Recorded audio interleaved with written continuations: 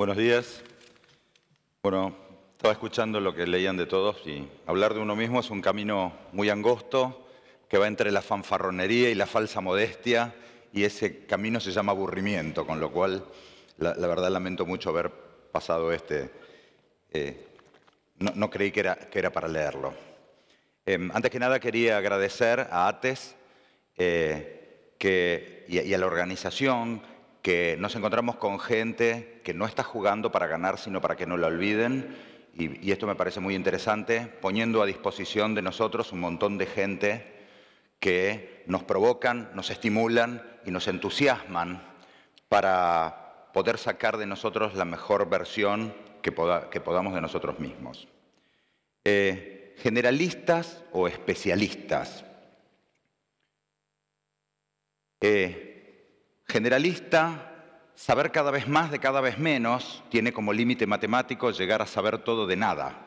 Y esto nos parece muy interesante, ¿no? Y especialista, saber cada vez menos de cada vez más, tiene como límite matemático llegar a saber nada de todo, con lo cual tampoco es demasiado. Pareciera que hay un cierto saber que es mejor que más especialista y mejor que menos generalista, para poder sobrevolar estos temas a una altura tal donde el detalle no atente contra el concepto, si es que nos acercamos mucho a tierra, pero que no esté tan lejos como para poder no entender qué es lo que pasa. Y este es un poco lo que nosotros estamos proponiendo. Esta historia del BIM, que es un poco lo que venimos a contar, nace allá por 1980 y hasta 2011 mantuvo una especie de status quo donde un grupo de arquitectos quería lograr dos objetivos primordiales. El primero era un tema de documentación de obra, donde ya no querían documentar más en 2D, sino querían documentar en 3D. Entonces querían armar una especie de holograma, losas, vigas, columnas. Empezó para arquitectura todo esto, ¿no? Y donde una vez que teníamos el holograma, ya no documentaban más ellos. Lo que documentaba era este elemento. Tirábamos 500 láminas al piso vacías y decimos, quiero cortar este holograma por acá y lo tiro en la primera lámina. Quiero cortarlo así y lo tiro en la segunda. Y así entonces había 500 láminas que monitoreaban a este modelo. Cada vez que yo muevo el modelo, automáticamente se mueven las láminas.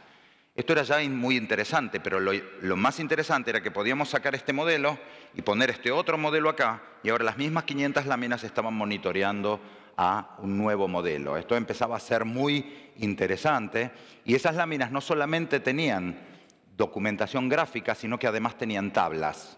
Yo ponía una puerta en este modelo y había una tabla en alguna de las láminas que decía que había una puerta más. Pero por otro lado, descontaba el vano de mampostería, revoques, etcétera, para poder tener los cómputos métricos. O sea que ya los cómputos métricos no se hacían más, sino que se miraban. No pasaba más esto de decime cuánto hormigón hay, espera que te lo contesto la semana que viene. Te decían, espera que lo miro y te lo digo, ¿no? Y esto lo lograron. Este set de láminas, por decir algo, se llamaba template, o plantilla. Entonces esta plantilla la ponemos en una carpeta y la dejamos por un rato aquí.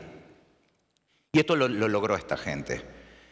Lo segundo que logró, o que quería lograr en ese momento, que también llegó a buen puerto, es esto. Esa raya azul lo que está marcando es cuál es el costo que tiene una macana que yo me mando adentro de un proyecto, de acuerdo a en qué etapa del proyecto lo estoy generando. Por ejemplo, si al principio tengo un proyecto, al principio del proyecto compro el terreno mal, esto es carísimo. Ahora, esta línea azul después va bajando, si yo la equivocación la cometo al final en la pintura, es bajo.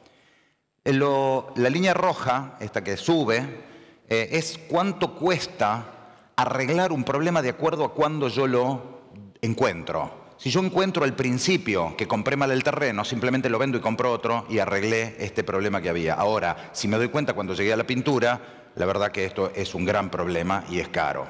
La línea negra, la línea 3, lo que está mostrando es cuál es la forma o los momentos habituales en los que se tomaban decisiones. Y la línea 4 es lo que esta gente quería lograr, que era generar una preconstrucción y un modelo BIM para adelantar las decisiones a momentos en los cuales eran mucho más importantes, porque esa toma de decisiones iba a generar que haya menos errores y que si le encontrábamos alguno de estos problemas lo podíamos solucionar con un menor costo. Y también lo lograron. Y esto ahora van a ver, esto es un modelo BIM, empecemos a ver una vez que tenemos estos hologramas 3D que yo les estoy mostrando, esto podría ser de una ciudad, de hecho es la calle Alsina en el barrio de Quilmes, esto lo hicimos con Fernando de Celis, y podemos ver algo también, por ejemplo, esto, donde si ustedes se fijan, yo le estoy mostrando un folleto a una cámara. Ese holograma no aparece en el aire, sino que aparece en la cámara, ¿no es cierto? O sea, acá está la captura de la cámara.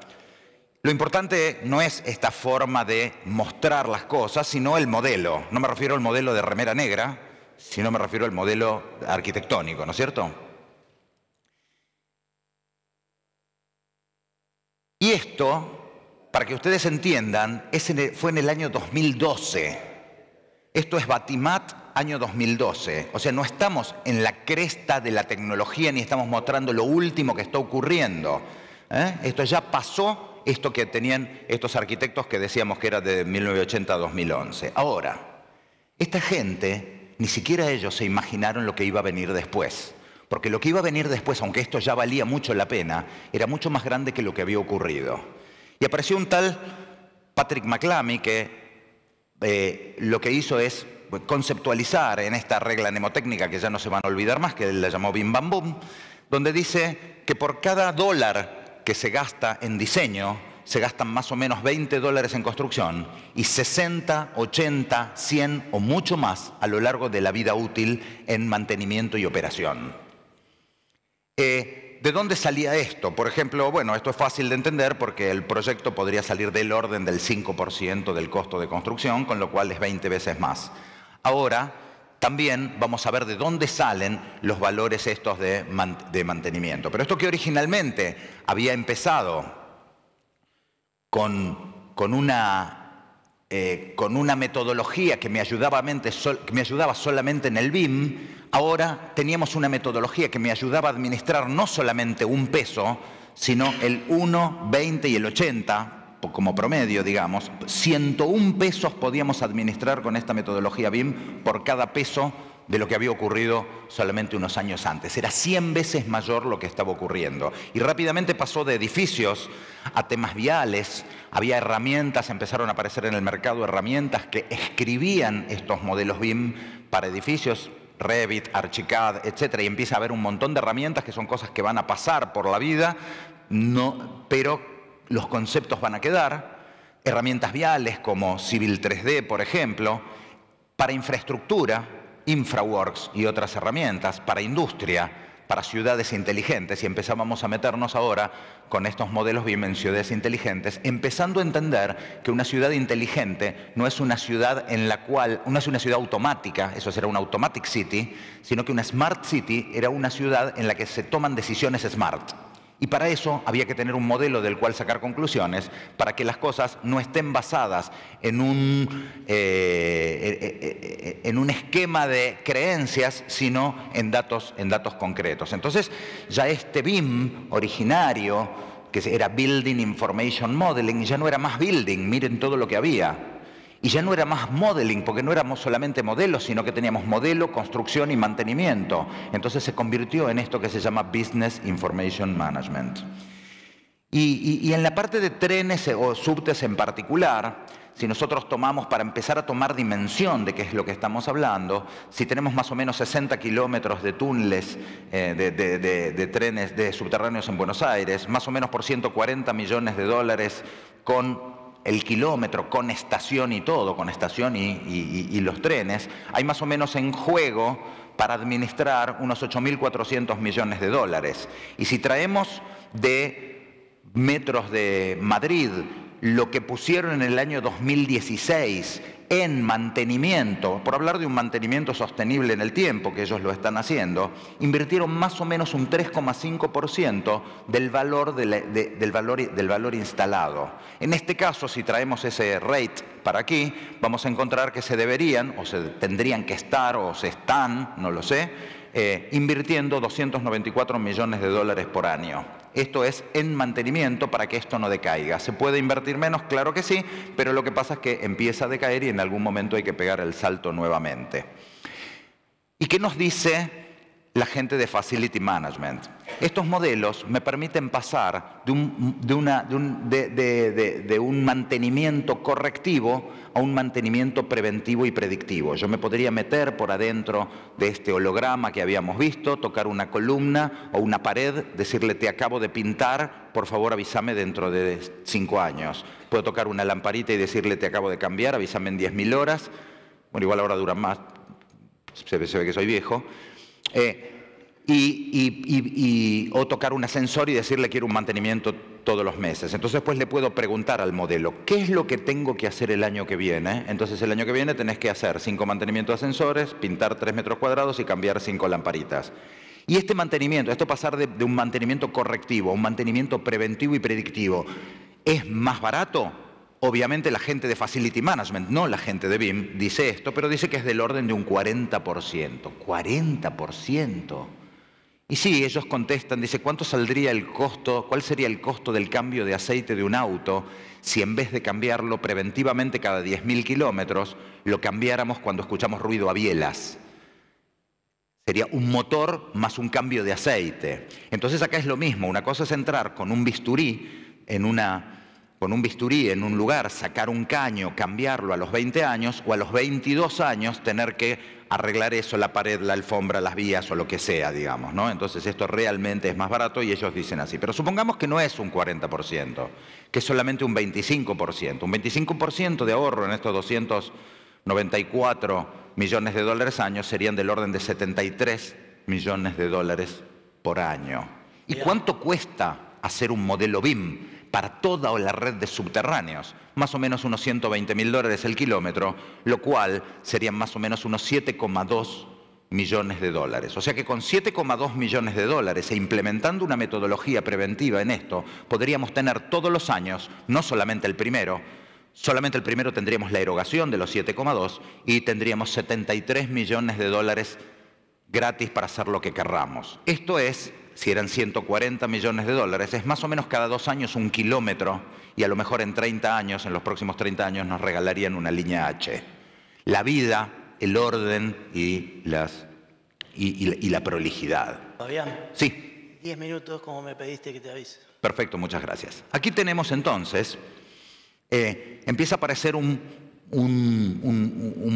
concepto que se llama un negocio en 3 dimensiones. 3D es el X y Z, este modelo, que ahora vamos a ver algunos ejemplos. El 4D, la cuarta dimensión, es la posibilidad de vincular estos modelos con sistemas de costos, con sistemas de tiempos. Digo, esta columna, botón derecho, es esta barra del project. Esta es esta otra barra del project. Y así, cuando yo cambio el project, automáticamente podría cambiar una especie de time lapse, que ahora vamos a ver, para poder hacer que se hierga o se pare a esa velocidad. 5D es la vinculación de estos sistemas con sistemas de costos, o sea, 4D con tiempos, 5D con costos, 6D con Facility Management, con sustentabilidad y 7D con Facility Management. Y el negocio ahora hay que mirarlo de esta forma. Entonces podríamos empezar a trabajar y mirar como entornos de trabajo habituales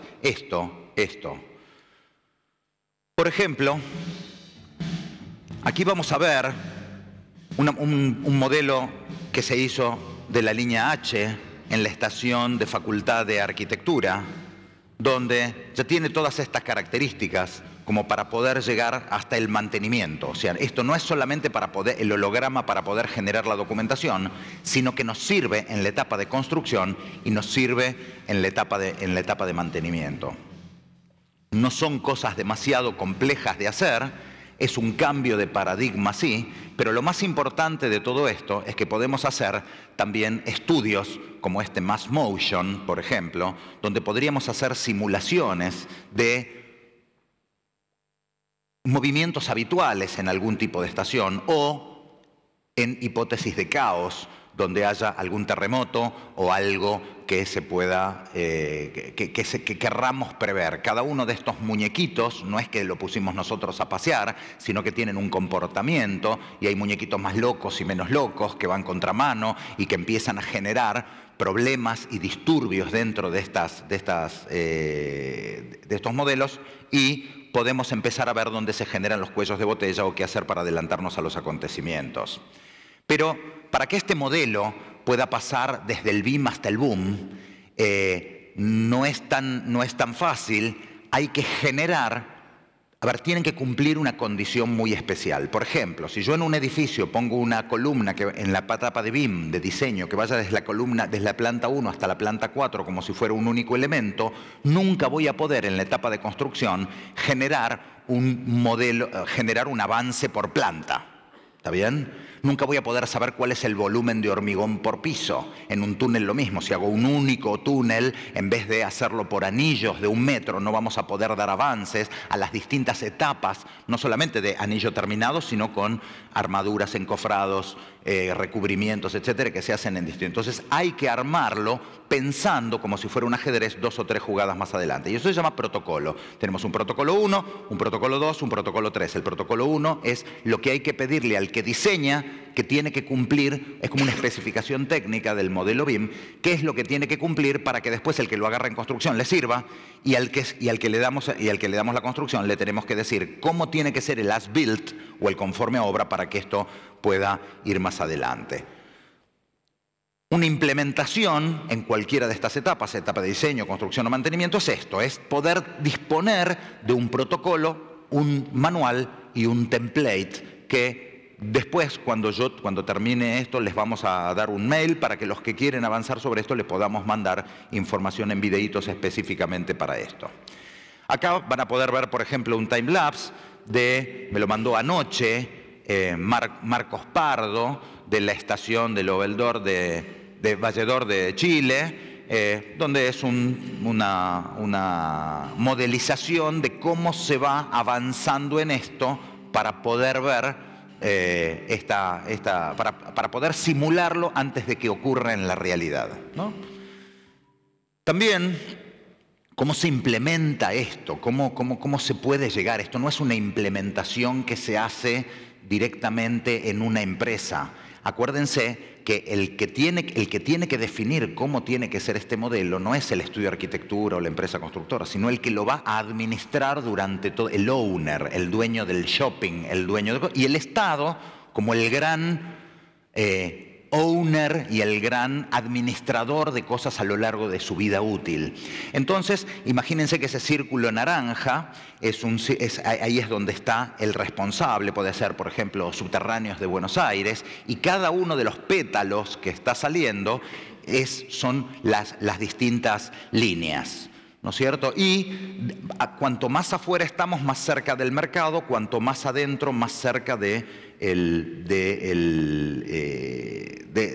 Subterráneos. Cada una de las líneas es la responsable del modelo propio, y cuando llega al límite y al borde con Subterráneos de Buenos Aires, ahí es donde se genera un salto del modelo hacia el centro y el núcleo central, que es donde se reúne toda la información para poder tener una visión conjunta de todo, una especie de maqueta general para poder hacer eso. En este proceso, es un proceso muy estudiado, es un proceso que va desde el mercado hasta el borde interno y qué es lo que pasa adentro, con los objetivos de cada una de las etapas, y además eso que está en celeste o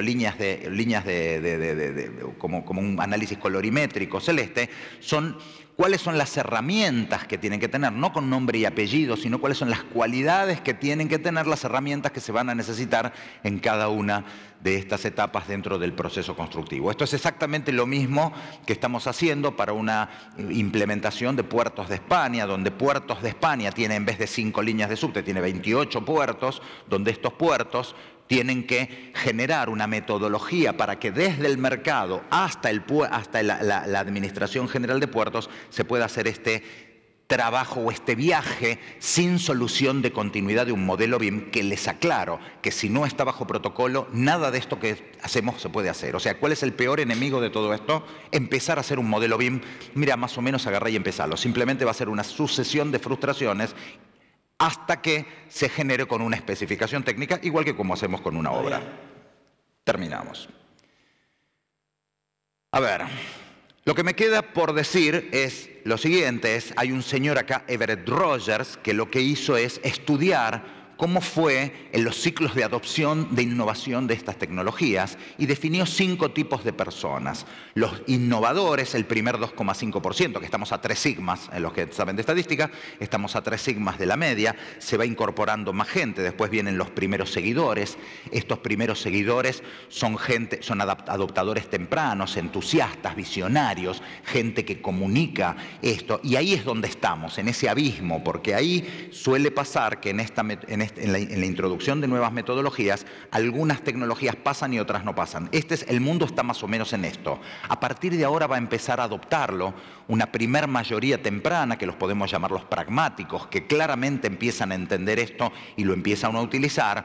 Un poco más tarde, ya cuando pasamos el 50% de adopción, hay una mayoría tardía, que son gente conservadora, que en general se mete porque los primeros se metieron, y una última etapa de los rezagos, de los rezagados, que son los escépticos, que siempre tardan un poco más. Esta tecnología BIM tiene, según la gente que lo estudia, un tiempo de adopción muchísimo menor que otras tecnologías que han pasado. Está sorprendiendo la velocidad a la cual se va haciendo, y obviamente mucho más grande que en CAD. Así que bueno, no sé si decirle gracias o disculpen, pero solamente quería dejarles esto, que es cuando es los datos como para que se comuniquen con nosotros, para que nosotros le podamos mandar un video, una serie de videos con todo esto ordenado y poder verlo con tranquilidad. Muchísimas gracias.